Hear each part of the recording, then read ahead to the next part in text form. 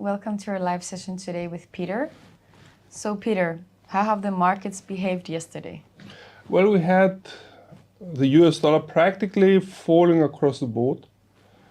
It was a day where practically the greenback experienced safe haven outflows.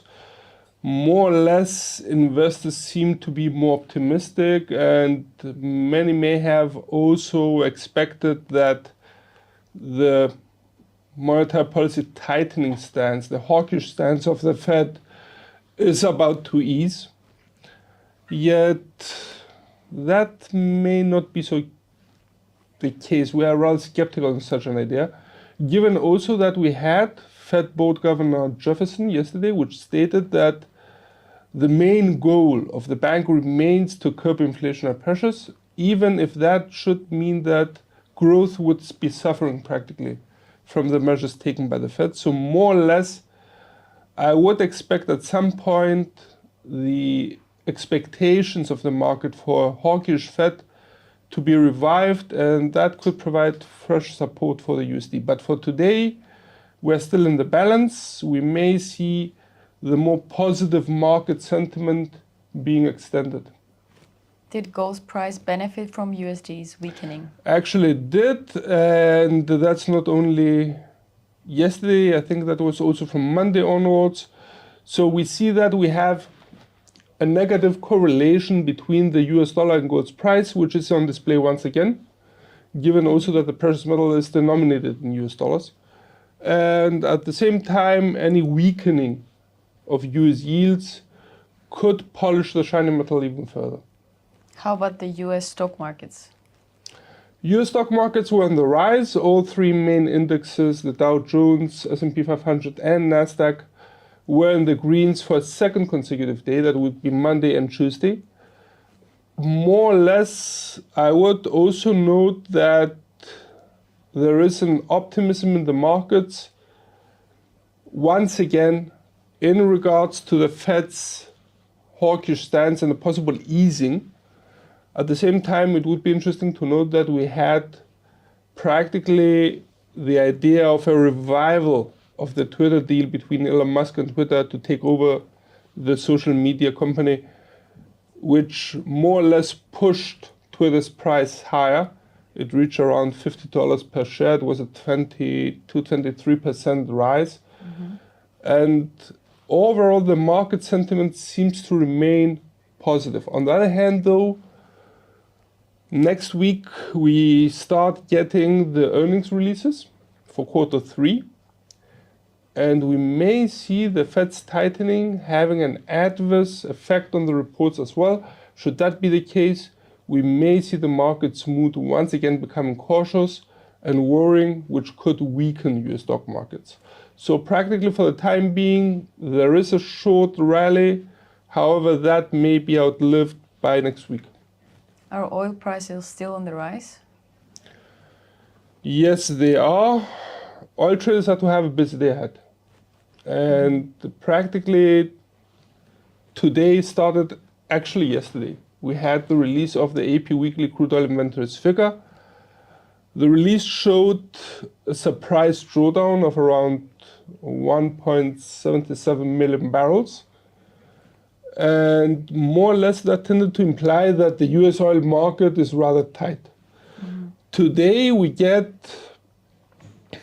OPEC's decision where the oil producing bloc is to decide on whether to curtail production levels or not, and if so, by how much, most probably, given that oil's price has been rolling down since the beginning of June. The oil producing bloc will be deciding on rather deep production cuts, which could provide some support for oil's prices, some further support. There were speculations of a cut of around 2 million barrels per day, which would be substantial. And mind you that the decision is to be taken also in an environment where the US is actually exercising pressure on OPEC not to proceed with any production cuts, given that any rise of oil prices could have a further inflationary effect on consumer prices in general. So given that we have also the midterms, that would be an issue for the US. I would note, though, that most probably, besides OPEC's decision, oil traders will be having an eye out also on the EIA weekly crude oil inventories figure in the American session today. Should we see a confirmation of the tightening of the US oil market, that could provide an additional boost to oil price. Back in the FX market, what was RBNZ's interest rate decision? RBNZ's interest rate decision was quite interesting. The bank proceeded with a 50 basis points rate hike that was expected.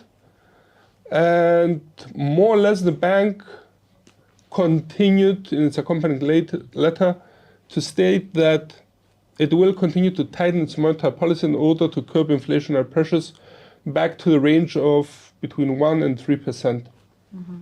The interesting element of the decision as such, though, is that we had yesterday the decision of RBA, which delivered a mere 25 basis points rate hike. So practically, the market's expectations for an easing of monetary policy tightening around the world were enhanced.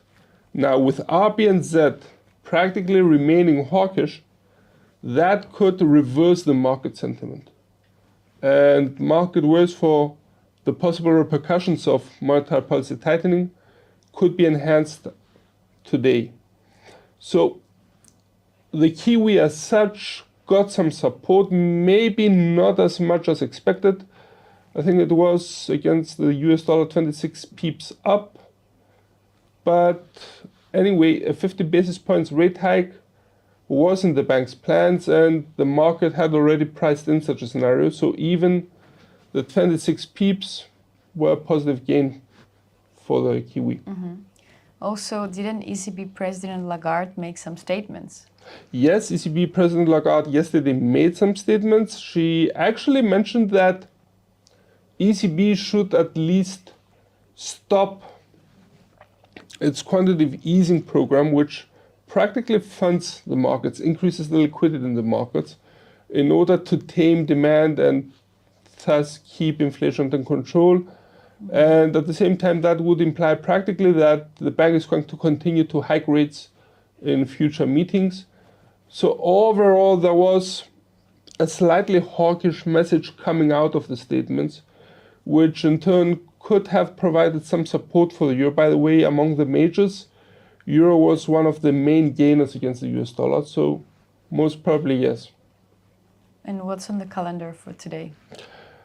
Well, I would be focusing on the American session. We already had the final PMI figures for September of the services and the composite PMIs for Europe and the UK. I would be noting practically from the US, we're getting the ISM non-manufacturing PMI figure. It's for September. It's expected to drop. And if actually so, could imply that the expansion of economic activity in the US services sector has slowed down.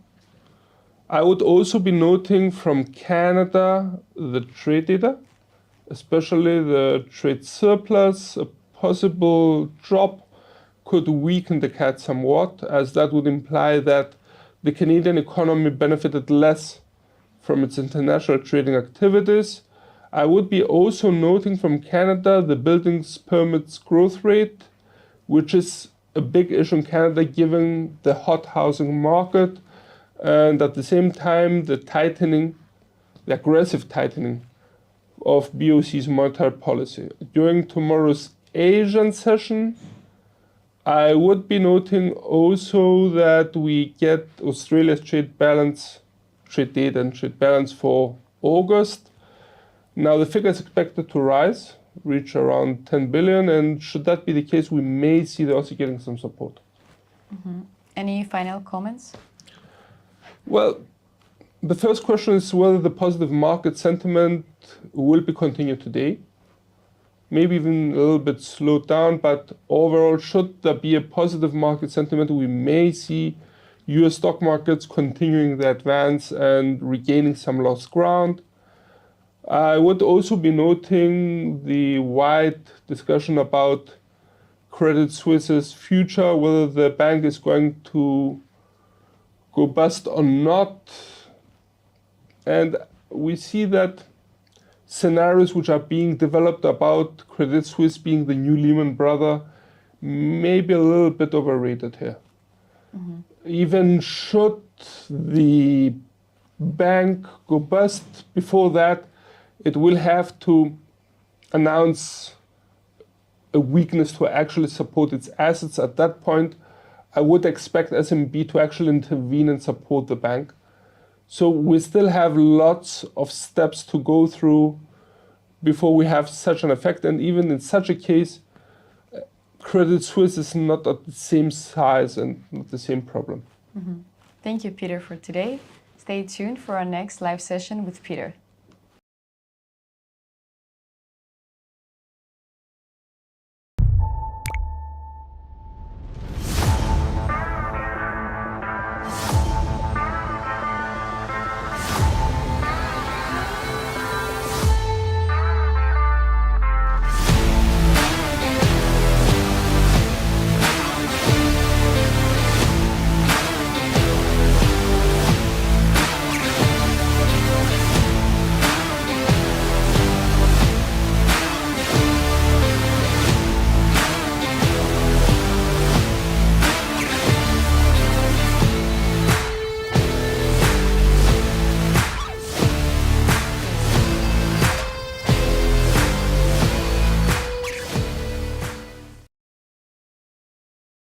So welcome to the technical analysis part of the presentation for today. In front of your screens, you have the US dollar index 4-hour chart.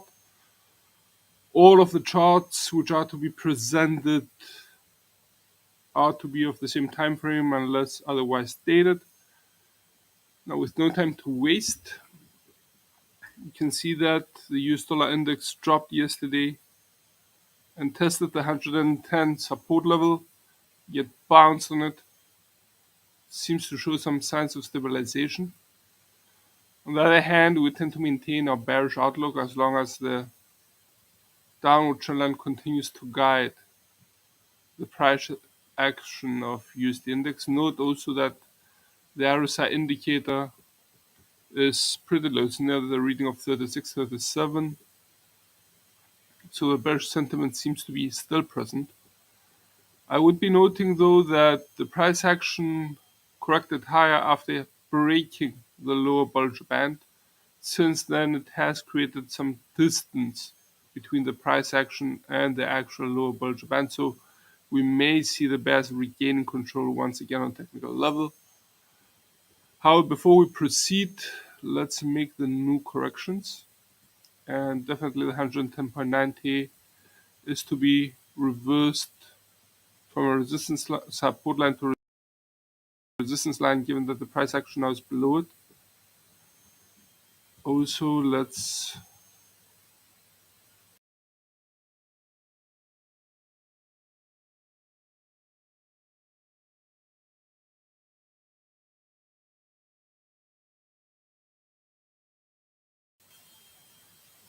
turn here.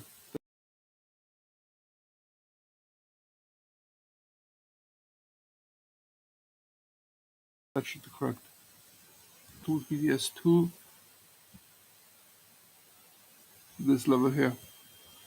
We have one touch here and multiple touches here and to the upside as well. So that seems to be pretty valid. That would be the 108.10.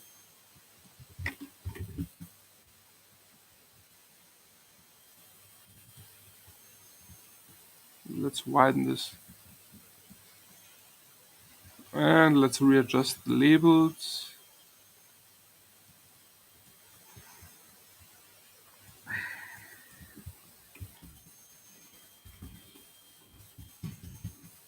S3 is now being placed at 108.10.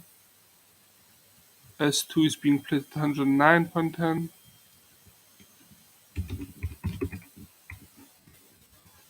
S1 to be placed at 110.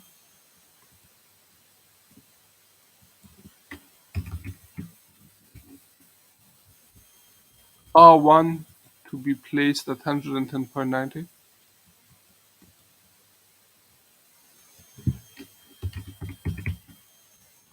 R2, the second resistance line, to be placed at 111.65.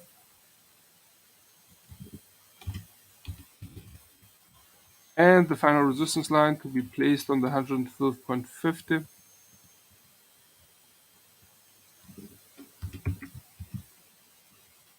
For the time being, we tend to maintain a bearish outlook for the index, and we tend to maintain it as long as the price action remains below the downward trend line, which was initiated, let's have a look, on the 29th of September. Some would argue even this peak here. For the time being, once again, we may remain bearish for the US dollar index, and in which case we may see the index retreating once again, breaking the 110 support line, and start aiming for 109.10. In case we see a stabilization, we would expect the price action to remain between the 110, which was respected practically yesterday, and the 110.90. While for bullish outlook, we would require a clear breaking of the prementioned downward trend line, a breaking of the 110.90, and the index to start aiming, if not even breaching, the 111.65. Okay, let's have a look now at US stock markets. We'll make a start with Dow Jones. Some readjustments seem to be required here.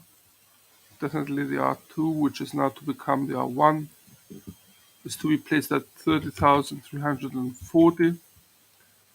The R1 is to become now the new support line.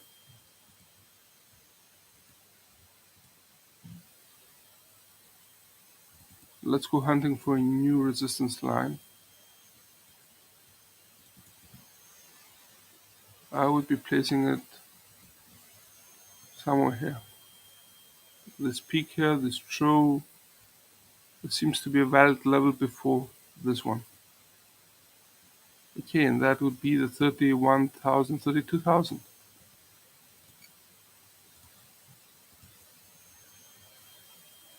No, it's 31,975.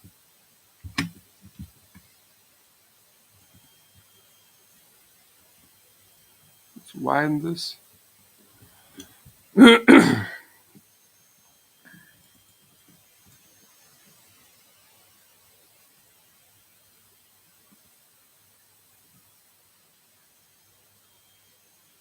28,130. Second support line now being placed at 28,915. First support line being placed at 29,670.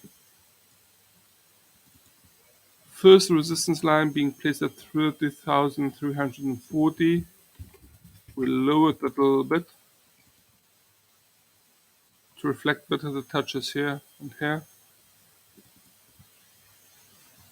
Second resistance line being placed at 31,180.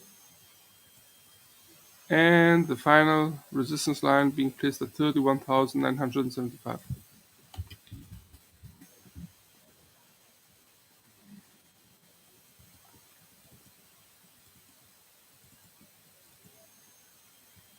So what we can observe here is that there was a nice downward trend line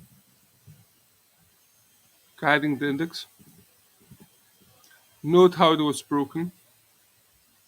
Hence we switch initially our outlook from a bearish one to a sideways movement, yet the index was on the rise, breaking the 29,670, and yesterday it was testing the 30,340. So a bullish outlook could be in play, yet the stabilization today after the index's price action has broken the upper Bollinger Band and stabilized. Also note how the RSI indicator hit a ceiling at 70 and corrected a little bit lower. So we may see the stabilization taking place between the 30,340. Should the bulls take over, we may see the price action reversing direction, rising, breaking the 30,340. That would be a prerequisite for a bullish outlook, as we would require a higher high than the last one yesterday, and may start aiming for 31,180. In case we see the bears taking over, I would expect the price action to drop, break the 29,670 support line, and start aiming for 28,915. Okay, let's have a look now at Nasdaq. It's the 1 hour chart. Let's drill to the 4 hour chart, zoom a little bit in. We see a similar picture here.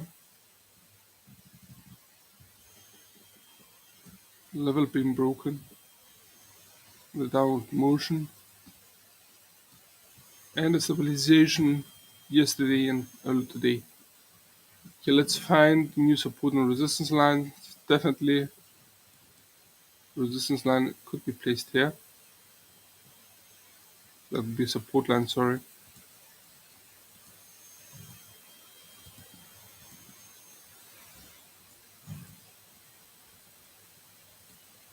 And that would be 11,300. Sorry.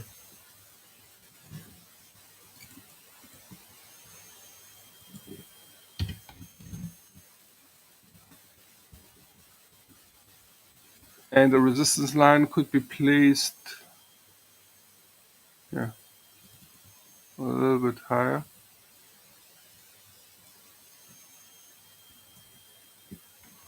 $11,615 in red.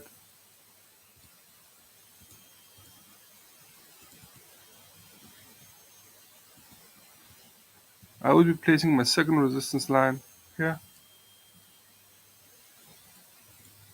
12,000, sorry about that. 12,000 and Phantom.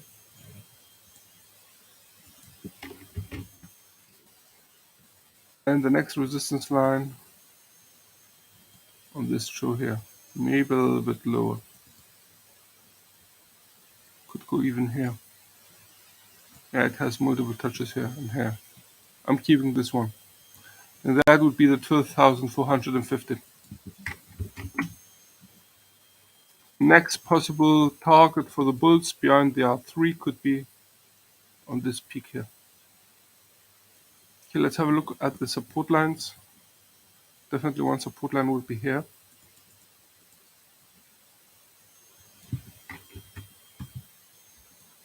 $10,880, which marks also the low point of our chart. And let's have a look backwards.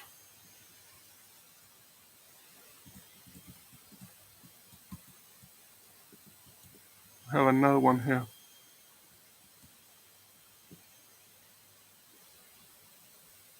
For our chart.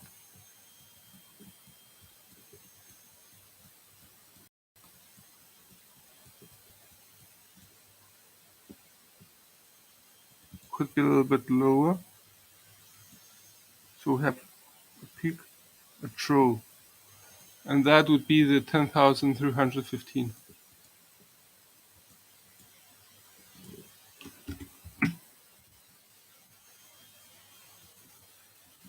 Sorry about that.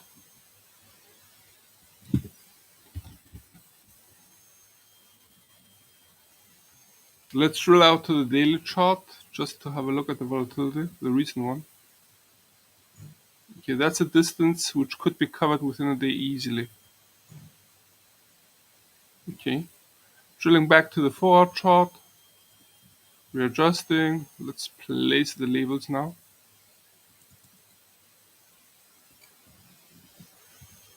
At 10,315.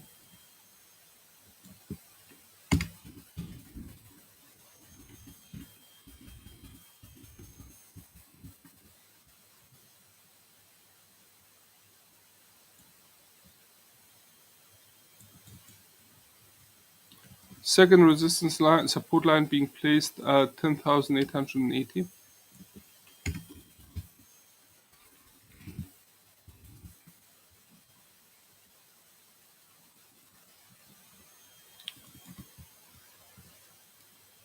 First support line being placed at 11,300.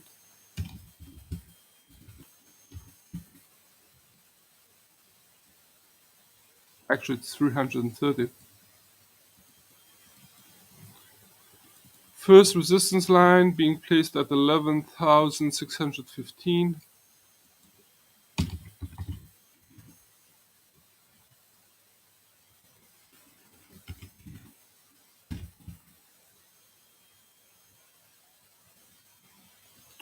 Second resistance line being placed at 12,020.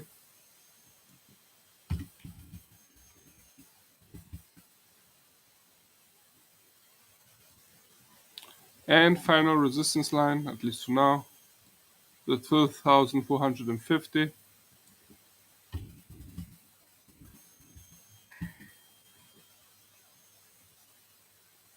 Once again, a similar picture. Nasdaq, like Dow Jones, had a nice downward trend line guiding it, yet that was broken. And not only that, but also the 11,330, which used to be a resistance line, has also been broken and now has turned into support line.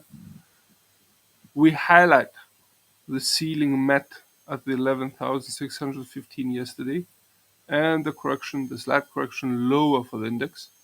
So I wouldn't be surprised to see the index stabilizing somewhat here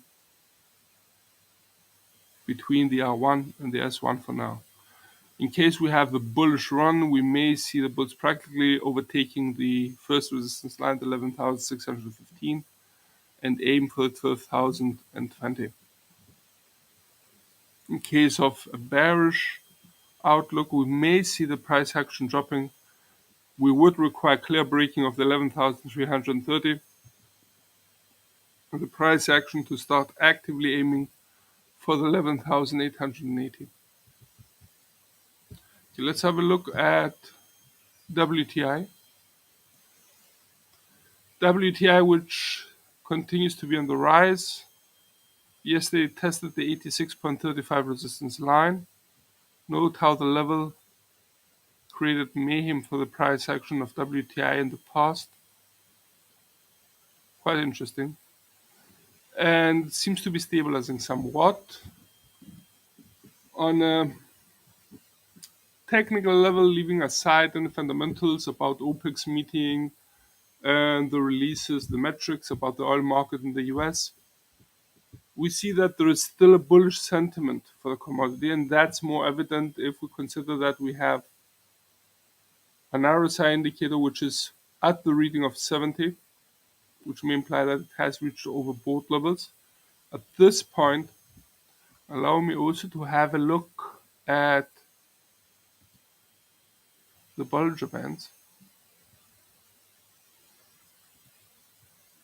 20 moving average plus 2 deviations to either side, dark blue. Okay. It's interesting to note how the price action practically corrected or stabilized whenever it had reached or broken the upper boundary. A classic example would be here. Another one would be here. Note how it was rising, hit, at some point even broken the upward trend line and yet corrected lower. Then once again rising, hitting the upper Bollinger Band and stabilizing somewhat just below the 86.35 resistance line. For the time being, maintain a bullish outlook, and as long as it remains above the upward trend line, which was incepted practically since the, let's have a look, 28th of September. In which case, should the bulls maintain control, we may see the price action rising, breaking the 86.35 resistance line, and taking aim for the 90 resistance level. It would be also interesting to see in the daily chart, like here, note the two green candlesticks on Tuesday yesterday and on Monday. both of which were over $4 if I'm correct.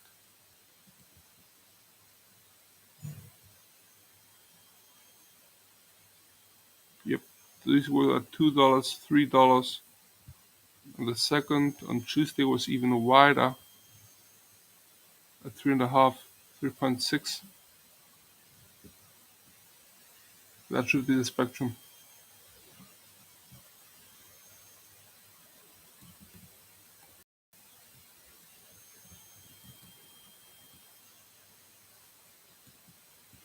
Let's readjust the labels.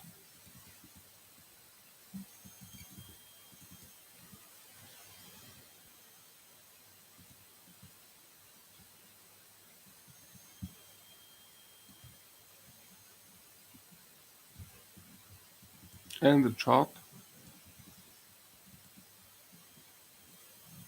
Now, in case the commodities price stabilization prevails, the first sign would be practically a breaking of the upward trend line. Yet I would expect it to remain between the 86.35 resistance line and the 82.45 support level.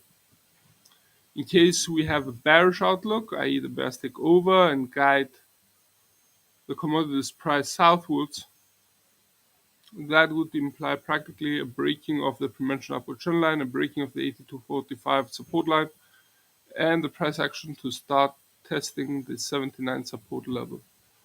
Let's also add another label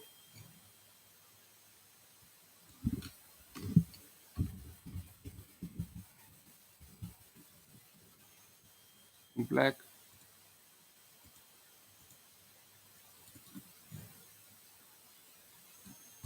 Just as a reminder what we're looking at.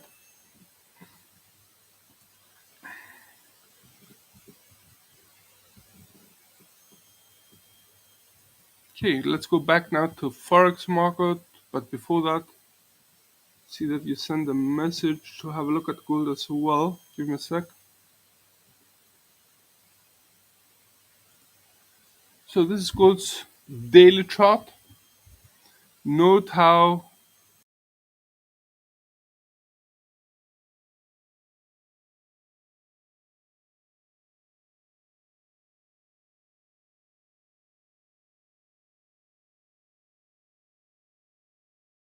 gold to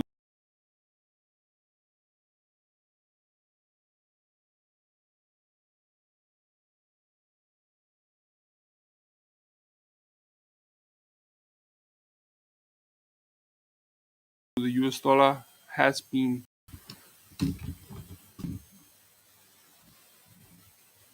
the UUSD.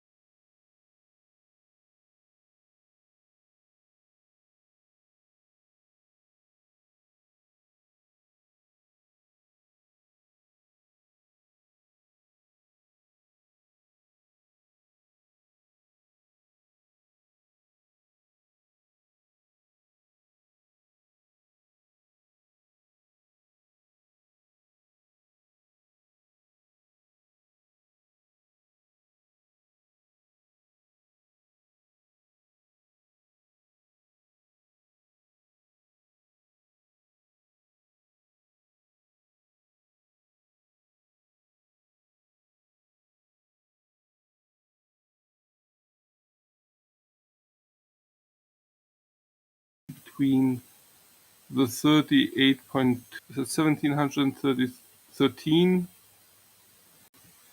We are currently at 1706. Both of us got the 1730. We got also another mid-level at 75.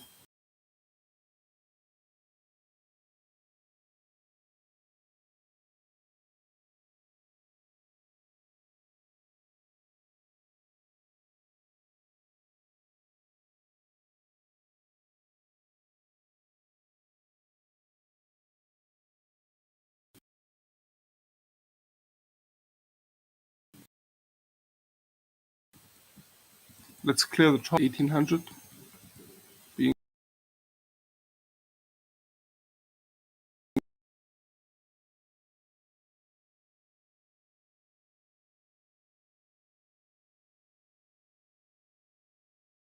the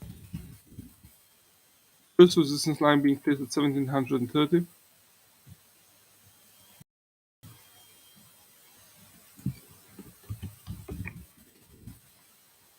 First support line being placed at 1706.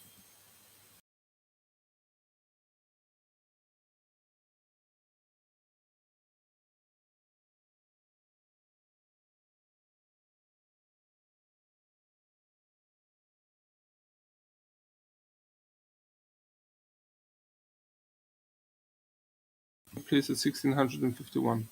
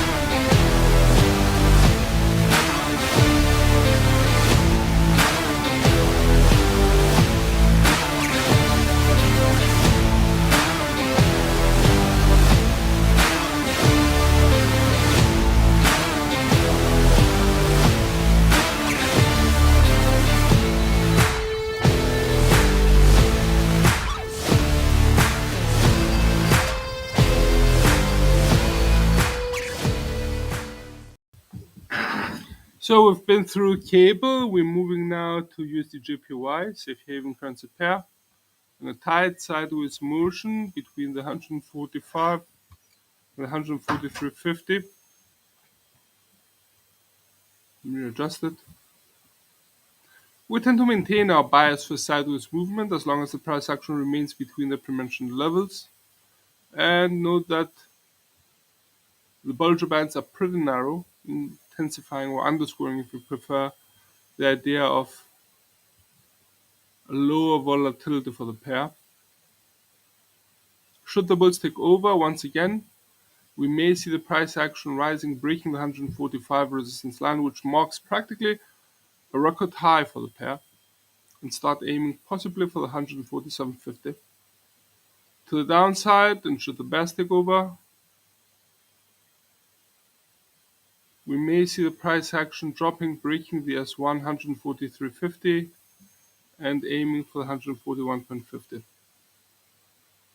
Note how the level was aimed for here and here. Let's have a look at USD/CHF.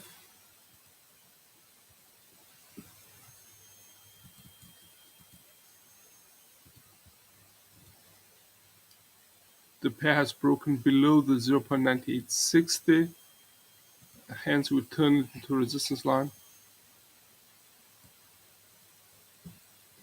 Okay, definitely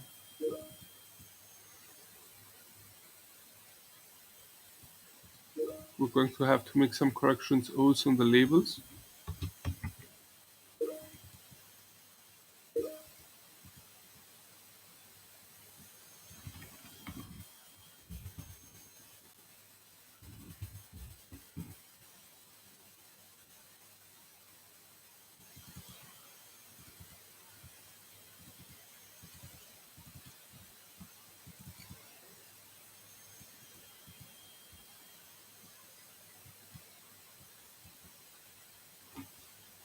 Double O 50, final resistance level.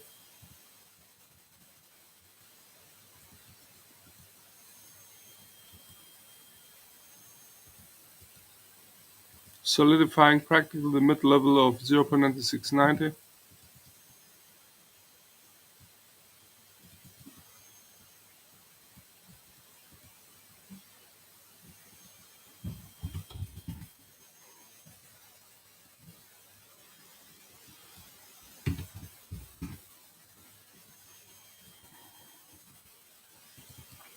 There we go.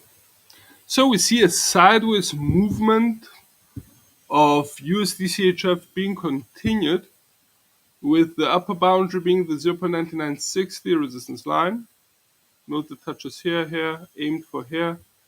And on the other hand, we have the 0.9765 support line, which is the lower boundary, with the 0.9860 being a mid-level.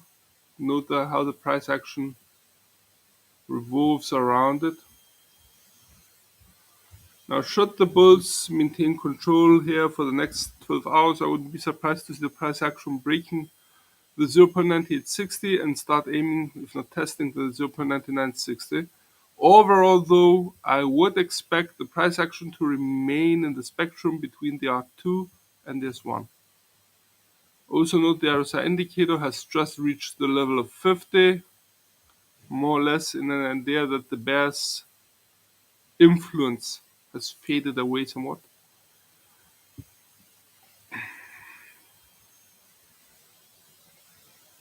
Should the bulls take over, I would expect the price action to rise, break the 0.9860, definitely break the 0.9960 and start aiming for the 10050 resistance level. We are going to require a higher peak than these three ones,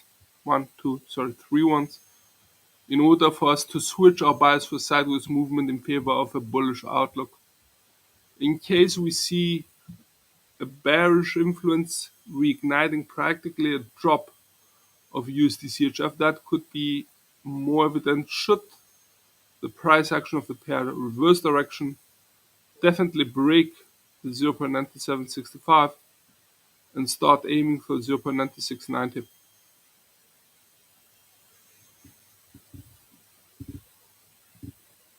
Let's have a look at commodity currency CAD. USD CAD, which bounced beautifully, almost touched the 1.3490 here, just above it. On the other hand, it's a big question whether the downward trend line has been broken. Let's have a look. Oh, it seems about to test it right now. Should the downward trend line guiding the pair break or be broken by the price action, and the price action at the same time respects the L1, the 1.3650, we would switch our bearish outlook in favor of a sideways bias between the 1.3650 and the 1.3490, which was beautifully aimed for here. Should the bears regain control, that would imply practically a shifting of the downward trend line to the right, and the bears to resume control, reversing direction of the pair, breaking the 1.3490, and start aiming for the 1.3350. In case we see a bullish outlook for the pair, we may see the price action practically breaking the 1.3650 and start aiming for the 1.3820. Other than that, let's have a look also at the Aussie. Also in a nice sideways movement between the 0.6530 and the 0.64. Note how that was respected here and here, and the S1 was tested here and here. We maintain our bias for a sideways movement of the pair between the aforementioned levels. So that should sum it up for the day from all of us here at Iron FX. Sorry for the inconvenience and the technical issues which were present in today's presentation. Once again, best wishes for solid trading.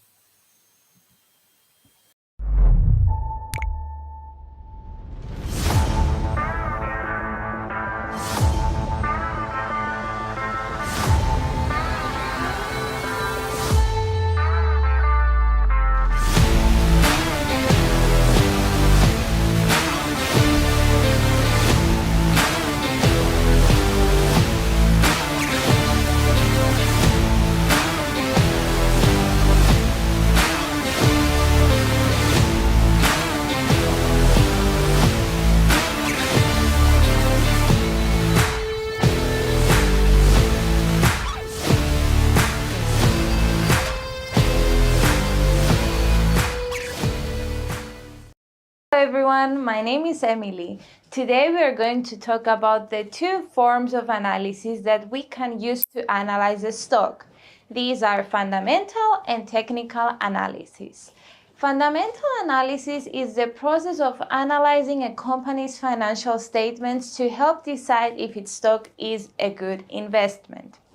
Basically, fundamental analysis takes the view that economic forces drive prices. A fundamental analyst is going to approach the marketplace by taking account all of the information in a given market, such as earnings of a company, the direction of interest rates, the economic environment on a domestic and global level, and what the competitors of the company are doing.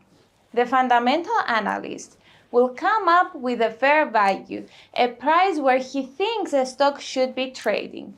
If the stock is above that fair value, then it should be sold because of its overvalue.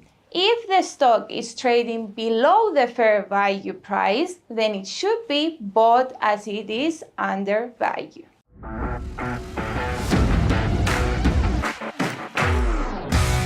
Technical analysts believe that the fundamental elements of a stock's value are already accounted for in a stock's price, that prices move in trends and that historical patterns in the market and in stock prices tend to repeat.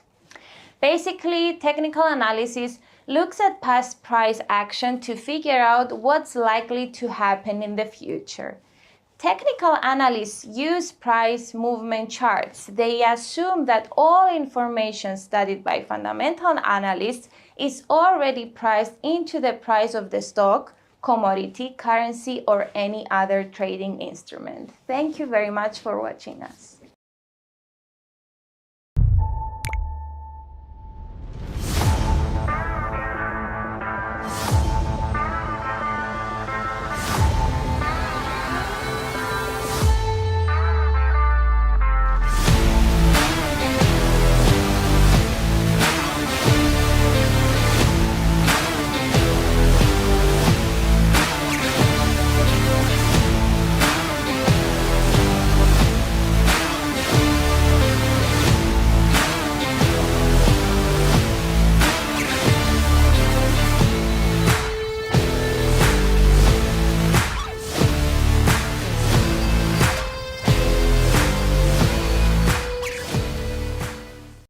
Hi guys.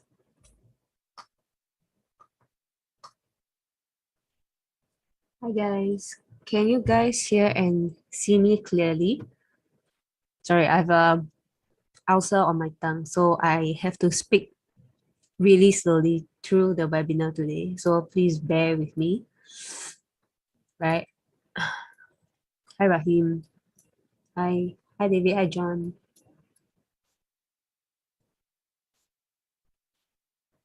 Okay, for today's session, let us give the rest of the attendees a couple more minutes before I start. Right. Let me know where you're tuning in from. Okay, I'm speaking from Singapore, and it's 6:01 p.m. on a Wednesday.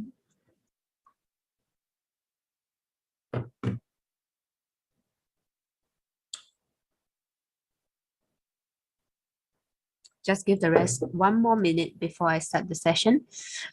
So in today's webinar with Iron FX, we're going to talk about correlation between different asset class as well as between different currency pairs, how the positive or negative correlation between currency pairs can help you identify your support resistance, can help you identify your trade positions, how to enter a position or when to exit, right? Hi Adeshina from Nigeria. Hi, good to see you. Thank you guys for tuning in early today. Hi April.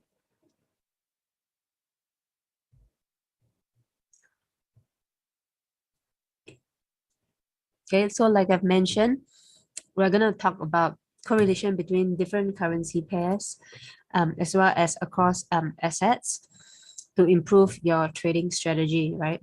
So let me know in the chat group or the chat box because I can see it. I have it open on another screen so I can see all the questions or any requests that you have for me, right? Just ask away if you have any questions. So just maybe a few more minutes before I start.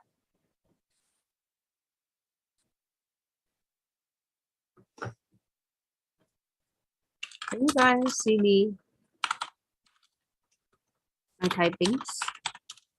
In case I need to copy and paste some of the important links. Wait, let me see. Because previously when this happened, yeah, everyone, some of the attendees mentioned that they can't see or can't type. So okay, this is great.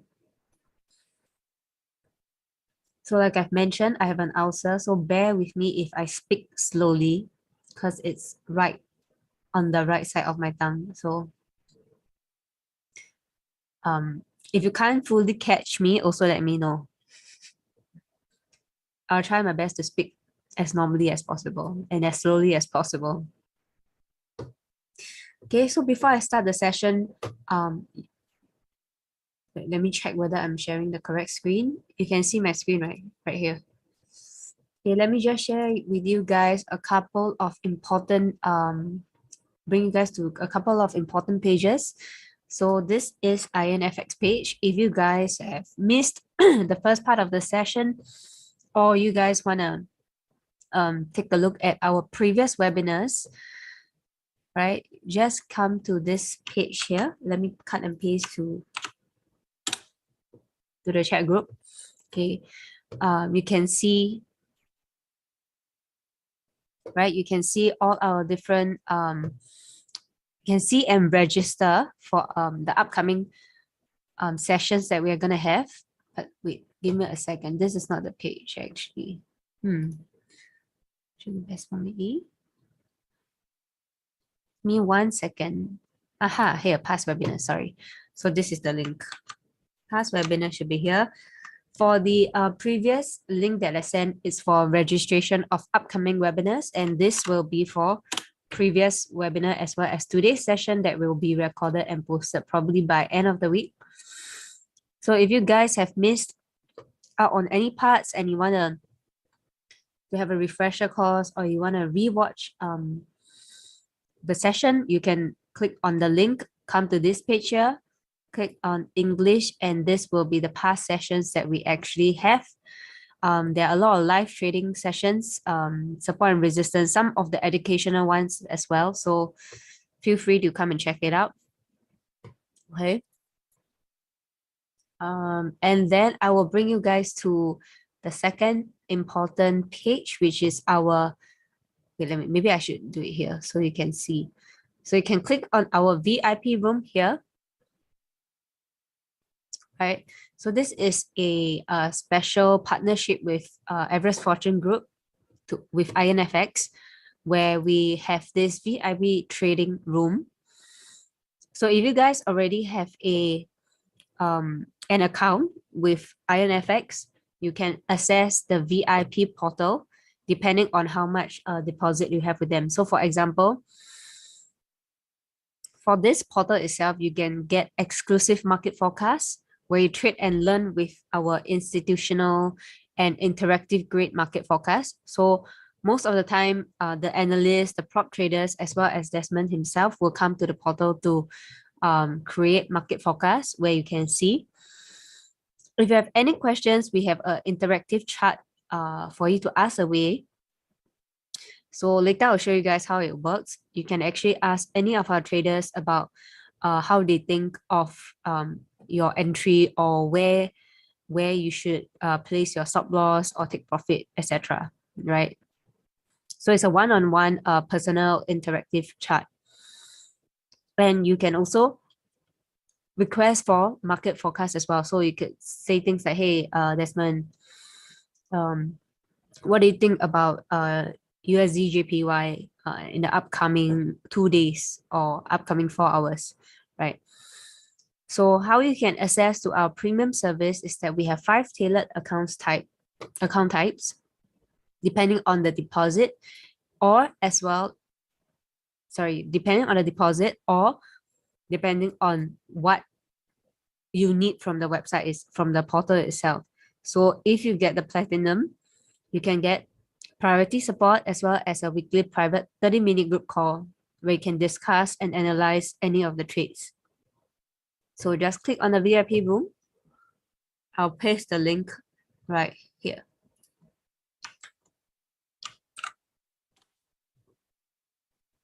Okay, so this is our VIP portal. I'll just do a quick run through.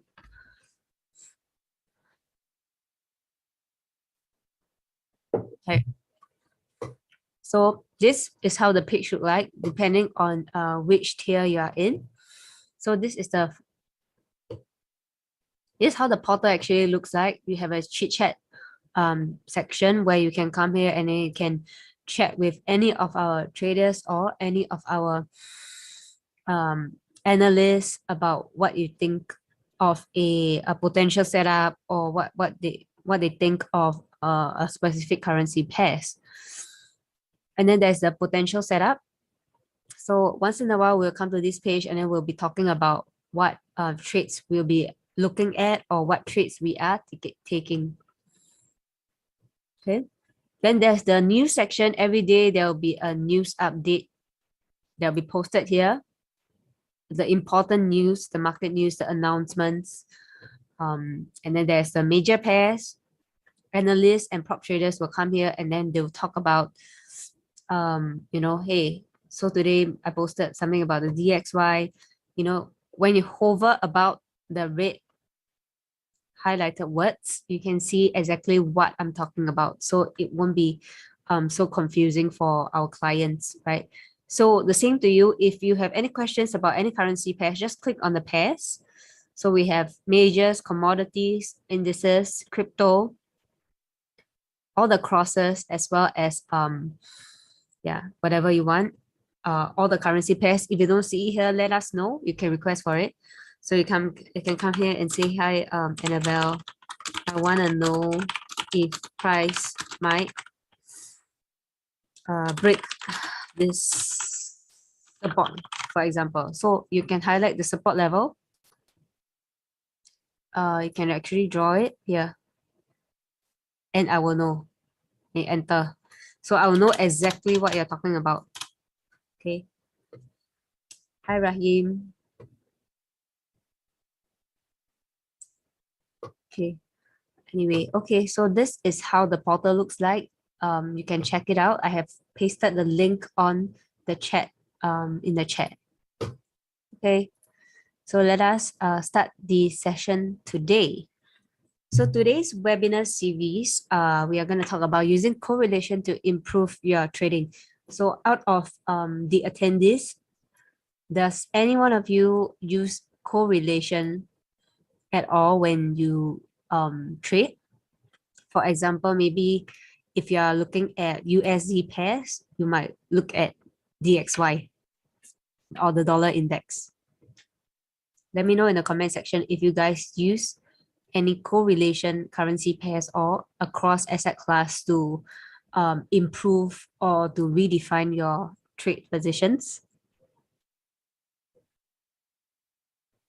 I have a couple of answers.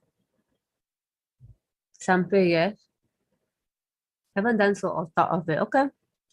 This might be a good introduction for those who have not used it before. It will be a relatively simple and understandable webinar series because for some who haven't learned or who haven't thought of it, this would be a good place to start. And then, okay, so let's dive in. So before I start, disclaimer, the information in this webinar should not be considered investment advice or an investment recommendation, but instead educational material only. So before you start trading, please do your own due diligence. So this is me, I'll be today's host. I'm Annabelle. So I'm an analyst for Everest Fortune Group, which is the award-winning research firm.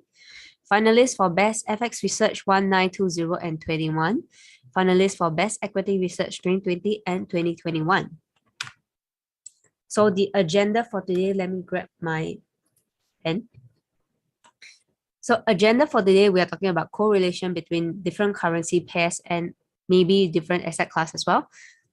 So we're going to have a brief understanding of what is correlation, understanding positive and negative correlation, strong versus weak, correlation across multiple time frames because there are you have a daily chart, you have a H4, H1, and then you have your 30 minutes, 15 minutes, 1 minute, 30 seconds, okay, etc.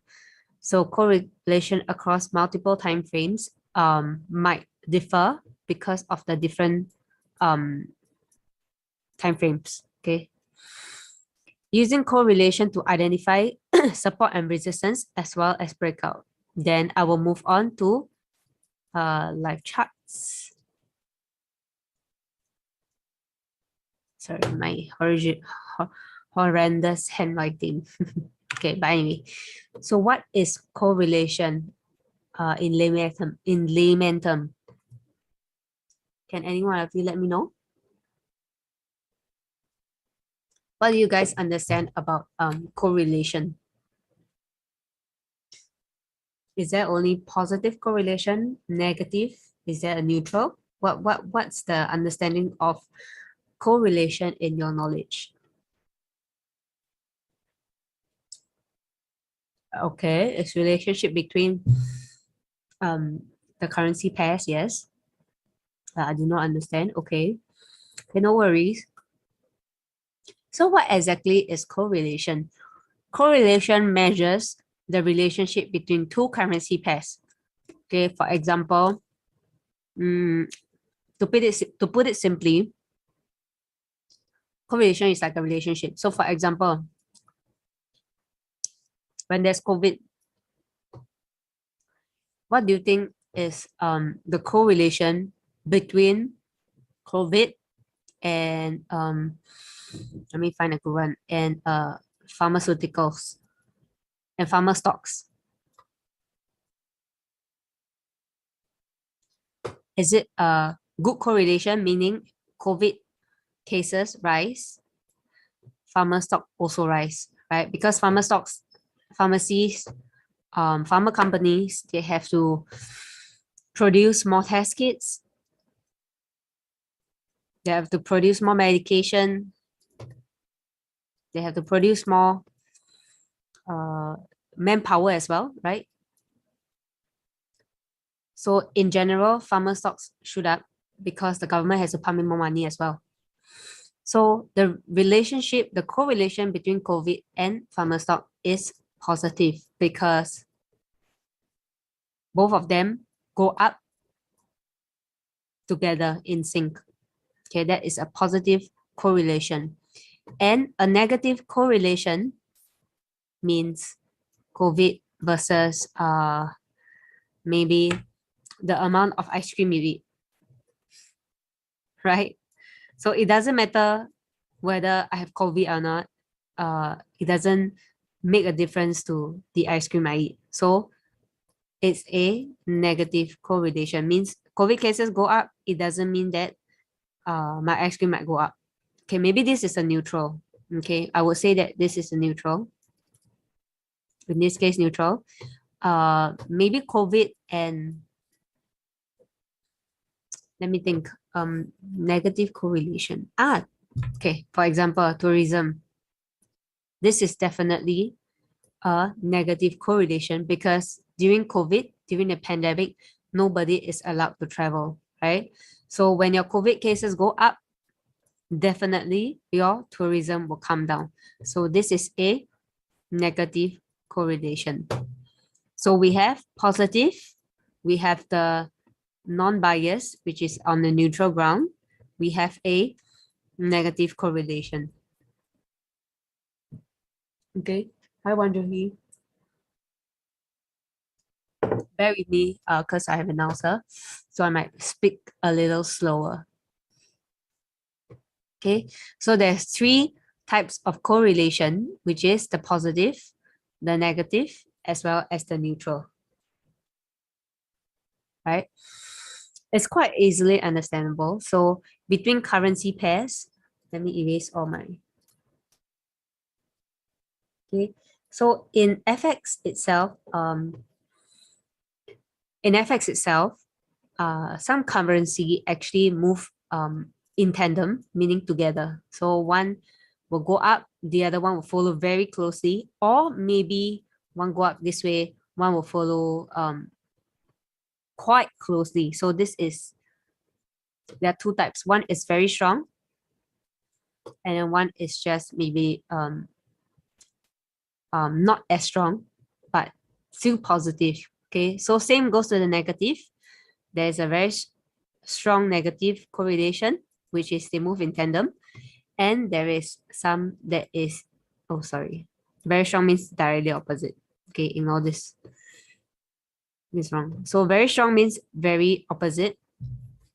And then some that are maybe not so strong. Okay, but still negative correlation. So there are different types. I hope my COVID example was very clear. Later on, I'll give you some example and I'll show it in the live charts how some currency pairs are correlated or not correlated. So different types of correlation. So can you guys name me some of the pairs? Let me get my pen.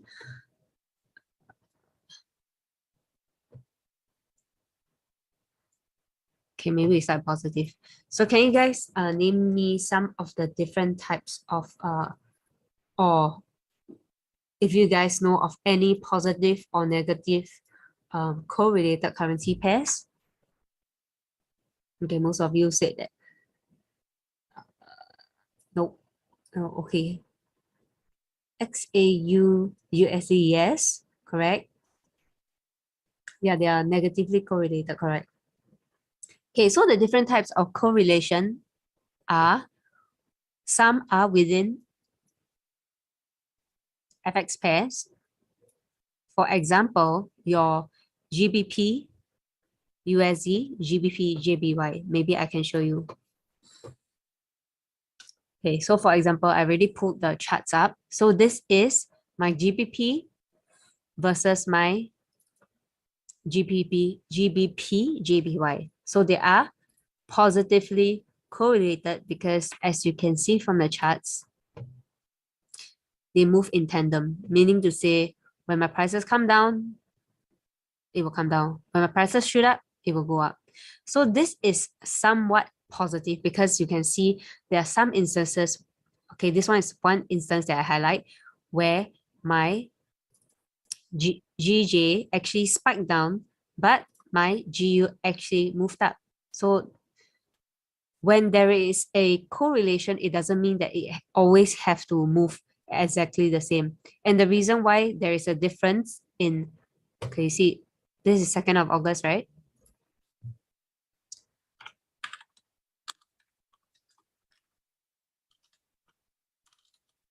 The reason why, so the reason why there is a difference in, let me close this. There's a difference or a spike up or spike down or suddenly negatively correlated is usually by external forces and important announcements, etc., like your Fed rate hikes, your government cutting rates, etc. So it has to be a very major news for them to be so negatively correlated in a positively correlated relationship. Okay, so for this case, on the 2nd of August, you can see that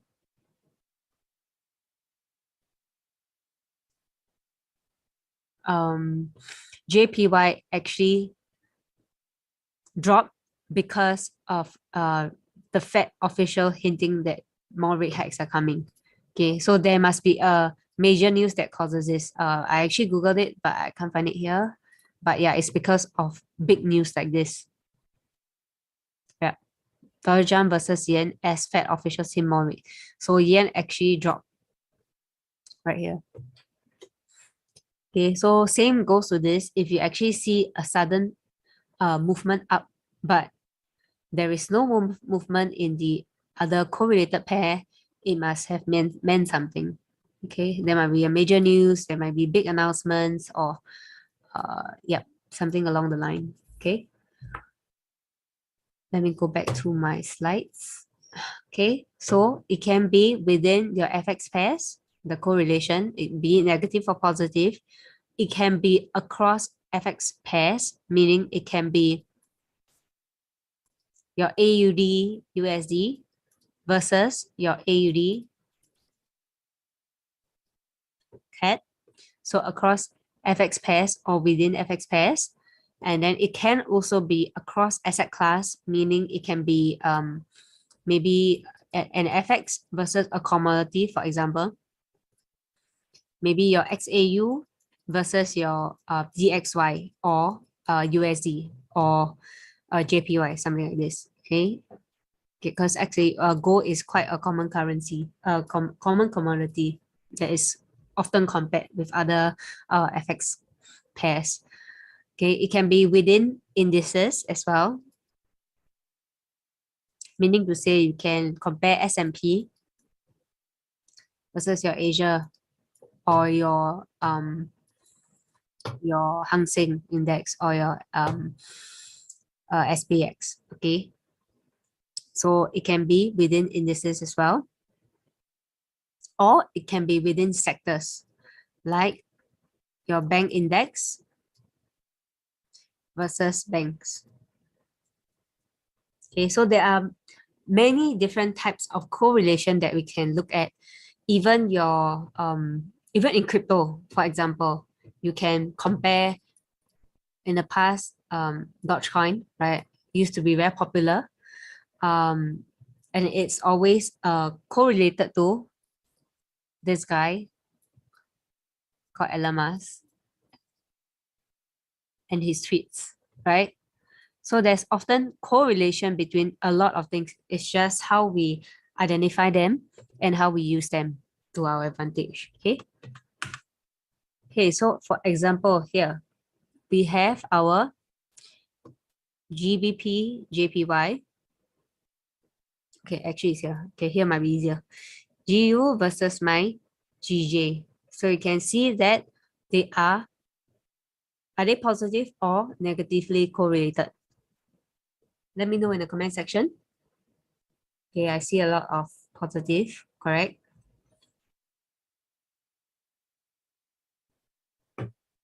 Okay, so these two currency pairs are positively correlated because they move in tandem, meaning to say when my prices come down, when my blue prices come down, my orange prices come down. When it moves up, they move together. Okay, so it's not identical, but they move in the same structure or in the same direction, unless there are major news that might change. Because the base currency is the same, right? There must be some form of similarity between them. So ultimately, you are just comparing USD and JPY. Okay, so unless there are major news in your USD or JPY, then most of the time it should move in tandem. Okay, so positively correlated because prices move in the same direction. Then we have our AUD USD versus our USD CAD. So from here, you can see that one price goes down, the other price goes up. So this is a negatively correlated currency pair. Okay, also because one is your front, one is your front pair, one is your back. Okay, so you can see one price actually comes down, the other goes up. So they move in the opposite direction. When this price comes down, this price goes up. Okay, it's very easily understandable. Okay, so this chart, you can see that AUD USD versus your USD CAD, they are negatively correlated. Then we have our SPX versus our Euro USD, which is often compared, right? So not only do we compare our FX pairs only, you can compare indices FX, you can compare commodities FX. So like I've mentioned, XAU, which is gold. So gold is a very common commodity that is compared to other FX pairs, right? So in this instance, you can see that my prices are going up. Okay, it's not so super correlated, but you can see that they react the same way to the market, right? So this is probably maybe a 0.6 to 0.7 correlation. It's not very, very correlated. So, I forgot to mention as well, for correlation, there is -1, meaning not correlated at all, 0, 2, +1, meaning very correlated. So +1 is the maximum, -1 means not correlated at all. So in this case, you could give it maybe a 0.7, okay, because it's not very correlated. There's still very, the spaces are still quite huge. But if I'm going to compare this I would say is a 0.9 to 1 because our prices are very closely knitted, right? As you can see here. Okay, let's take a look at our gold, okay, versus our SPX. You also can compare indices versus your commodities. So orange being XAU, prices are moving in the opposite direction. As you can see, my prices are coming down, but prices of my SPX is going upward. So it reflects negative correlation. So this is probably a -1, right? Because you can see it exactly moves in the opposite direction.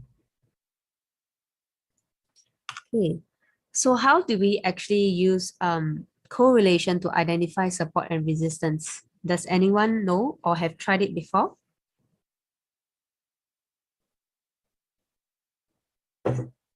Happy lips.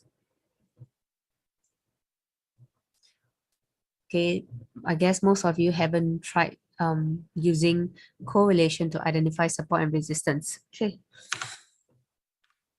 So this is our AUD USD versus our GBP USD, right?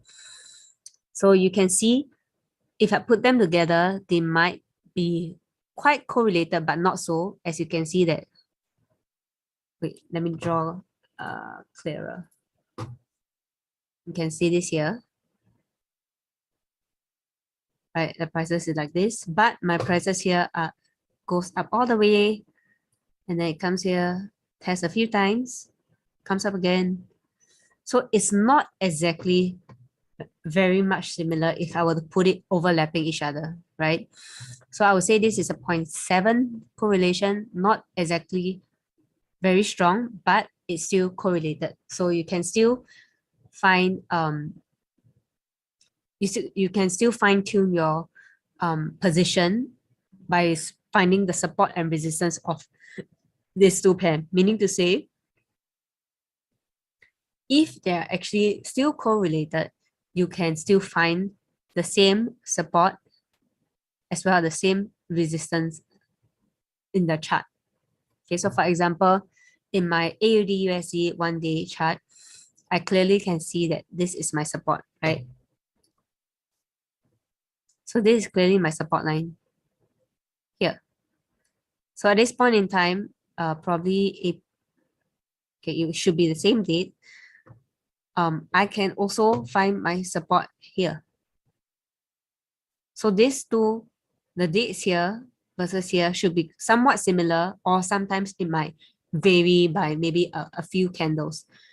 But in general, if they are positively correlated, you can find the same support and resistance. So for example, when we are sending our analysis or our research papers to institutions or other corporates, we will let them know that, hey, AUD USD is at a current support of which number, and then it should be similar to GBP USD at the support of what number, of 1.3688, and as well as the resistance.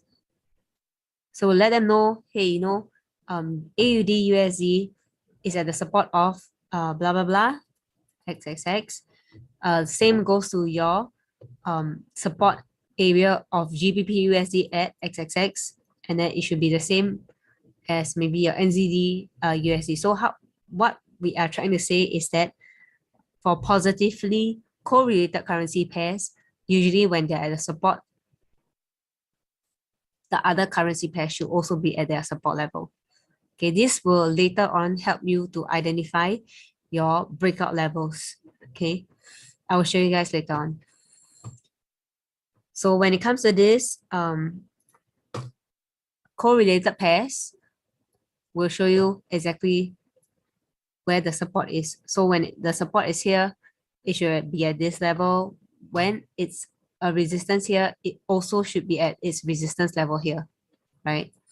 So when prices come to test once, twice, this time, the third time, you must be thinking, hey, should I be playing a reversal or should I be playing a breakout? You can actually come to a correlated chart or correlated currency pair to check it out. So 1, 2, 3. And then same thing, you see. So both of them are at a level where they are undecided whether, should the prices be going up or should the prices be in a reversal. So you know that the market hasn't decided yet. But if let's say on my AUD USD, my price actually came up to here, right? On this candle here, and maybe one more, okay? So if my prices are on an upward momentum, but my GBP USD is still here, you know for sure that, hey, my prices might actually fly up the same as AUD USD.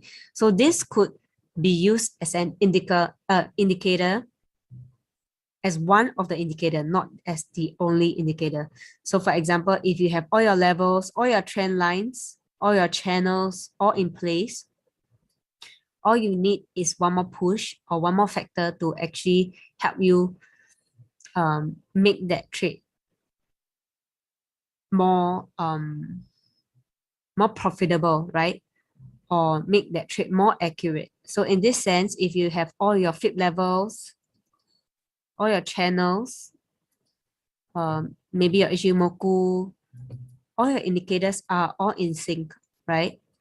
So you just need that one more comparison between a correlated chart to tell you that, hey, actually I'm in a bullish momentum right now. Maybe I should buy at this price here. So this is how we use correlation to redefine or refine our trades, our trade positions. Okay. So using correlation to identify breakouts. So like I've mentioned in this chart, it will be the same. For example, XAU versus US dollar, you can see that they are very negatively correlated. So for negative correlation, always remember it will be a crocodile mouth when it's open. So it's always in the opposite direction. But if it's positive, it's always parallel. Okay. It's always the same direction. So in this chart, you can see that let me just grab a sip of water. My ulcer is very painful. So for example, you can see here that my prices have touched once, twice, 3 times. Here, at this level here, I'll be thinking, hey, should I be playing a breakout or should I actually wait for a reversal, right? So if you compare to your US dollar, which is negatively correlated, at this point in time, I can see that, hey, my prices are coming down. My prices actually plunged. So if it's negatively correlated, then I'll be thinking, okay, I have a confirmation that bullish momentum is for my goal, right? Let me repeat myself. So at this point in time, ignore this area. So let's say we are right here on this red line and prices of my goal actually spiked up, right? Okay, there's a breakout. But could it be a fake breakout, right? Because I wouldn't be able to see all this yet. Then I will wait for my confirmation on my USD. I will seek for reference. So for example, at this level here, it will be the same. All right. It will be the same here for this to be broken, for this level to be broken. So we are both at the same point waiting for prices to be broken.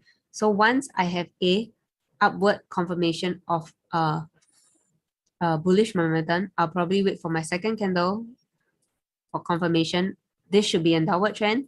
This should be an upward trend before I take any trade, because you wouldn't want to enter a trade on a false breakout, correct, on the first candle as well. So I'll wait. Okay, so there is a confirmation that my USD is dropping. So I would enter my gold maybe at this level here. At this level here. Or I could enter my this USD. So other USD pairs maybe at this level here for a downward bearish momentum. So this is what we meant by that's what we meant by using correlation to identify our breakouts. Okay, so when there's a breakout of the currency or that pair, you seek for confirmation or reference from another correlated or negatively correlated currency pairs to give you the extra confirmation before you enter a trade, right? Okay. Okay, now let us move to my live charts. I will show you what is negative or positive correlated.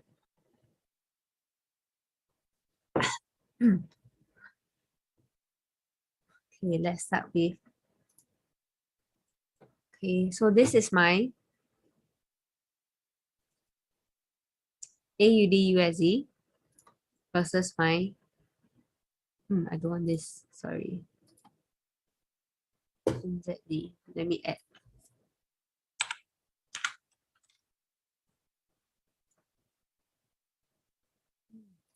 Okay, for this, as you can see, this is my AUD USD versus my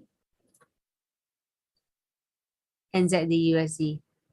So you can see that, let me try candles, see whether it's nicer. I think lines are clearer. Okay, so these two charts, as you can see here, they are very, very positively correlated because the prices are moving exactly the same steps as you can see, right? So this is one of the currency pairs that move exactly the same. So it's very, very strongly correlated. And I will give you a tip today. I'll give you guys a tip. I'll leave you guys with a tip today. If you guys want to know whether a currency pair versus commodity indices or another currency pair is correlated, just go to my FX book, correlation, select this, and this will be the page where you can find all your different currency pairs. This is like a cheat sheet that we found.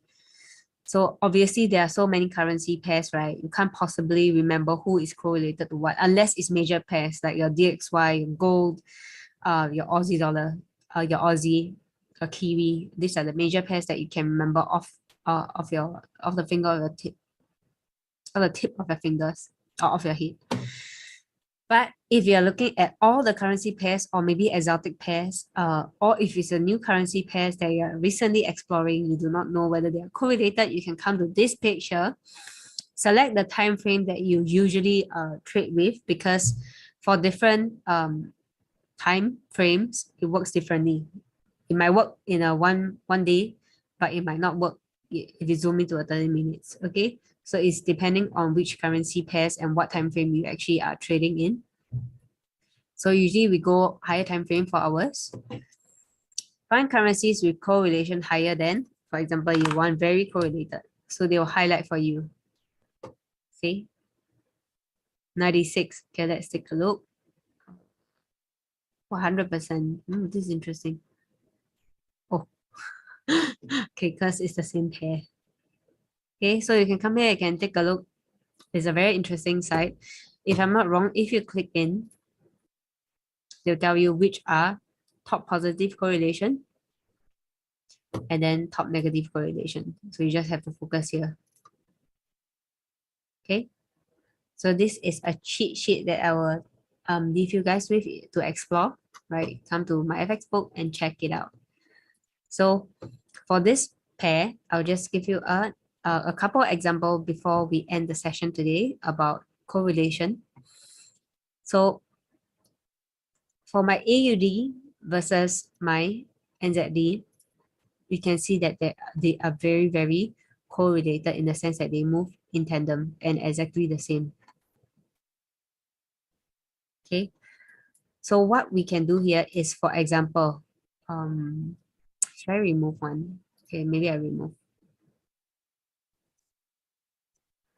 Give me 1 second. So for example, in this manner, okay, I'm looking for at this level here.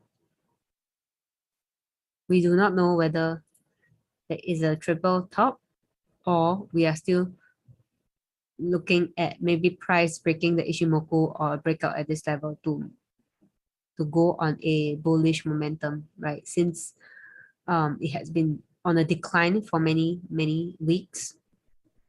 But we do know that, you know, prices are on a downward trend, just that it broke out here. Okay, just let us place this here. Then let me add my NZD.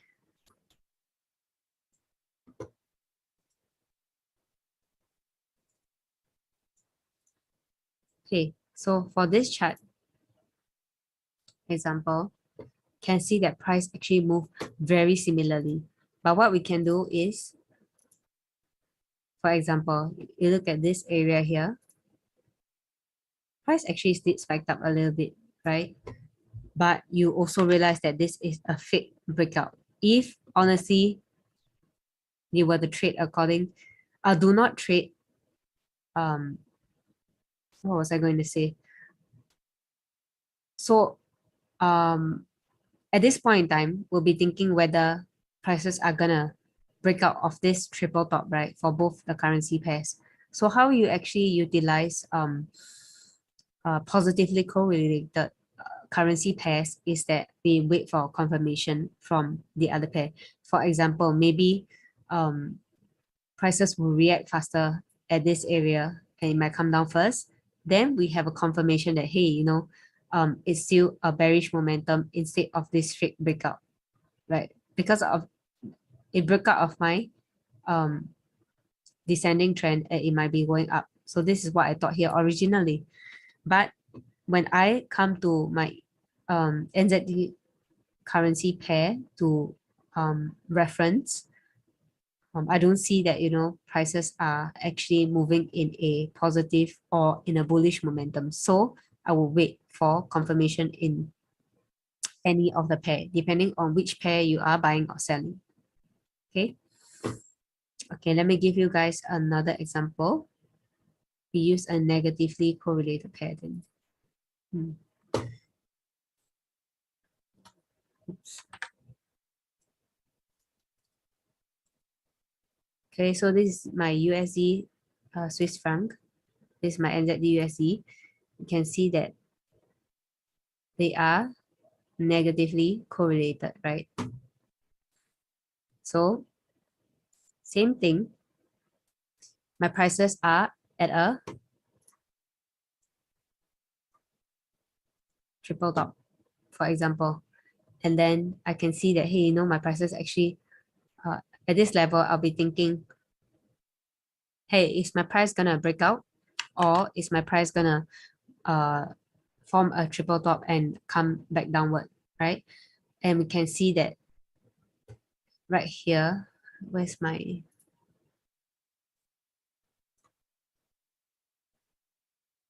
okay? So at this point, okay, we're thinking whether it will break out, but prices actually move downward. So I'm expecting a slightly upward momentum, right? Same thing, right? But then it came down. So this is a fake breakout and then it came back down. So I'm expecting this price to actually go back up. Correct? Because at this level here, at this point here, my candle actually come down here. So if it's negatively correlated, I'm expecting price to actually go up here, which it did, but it was a fake breakout. So it came back down. Now I'm expecting price to slightly go up. All right, because it clearly failed to break this level or key resistance level here. So you can actually try to throw in other levels. For example, maybe your 23.6 Fibonacci levels, right? Your 23.6 Fib retracement levels. You can actually throw in, wait, to see whether there are any other important indicators as well. So it's not just purely using correlation to actually trade, but it acts as a indicator for you to redefine or to make your trade more accurate. Okay. So I hope that I'm clear in explaining today's session. I've seen that some of you has just joined the session, but we have come to the end of the session because we have other webinars to host. If you missed today's session, this session is recorded. You can actually go to the website, INFX. Let me just paste again. Here. All these sessions are recorded. You can go to webinars, which is here. Past webinars. Here. Let me cut and paste again. For those who have missed the past 50 minutes of the session, I have come to the end already. Okay, this will be the page. If you want to view today's session, click on English, and then there will be all the past webinars that we have recorded, and it should be here. So for today's session, if you missed it, it should be uploaded by end of this week or maybe latest by next week, early next week. Okay, so today's session, we are talking about correlation to help you identify or as an indicator to add on to your other indicators for a more accurate or more defined trade entry or exit. Okay, so I hope today's session is useful and understandable. Sorry if I speak too slowly because I have an ulcer. Thank you guys for tuning in. I will see you guys next week. Bye.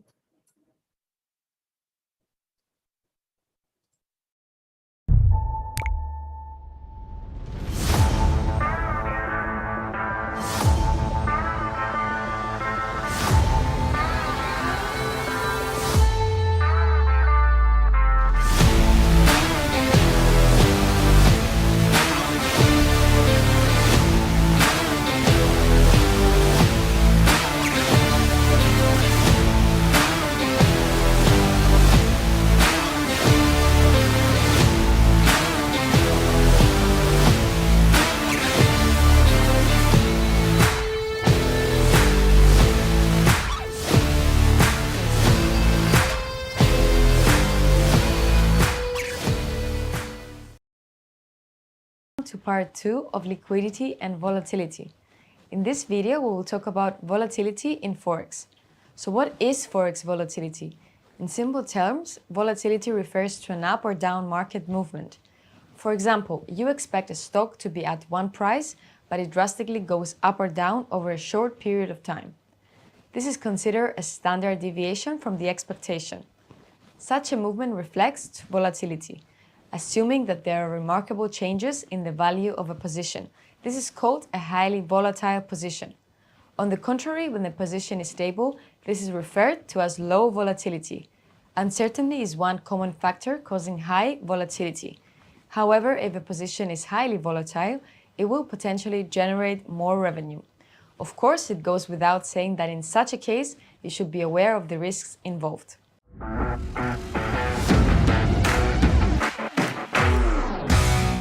Now, how can you determine stock volatility?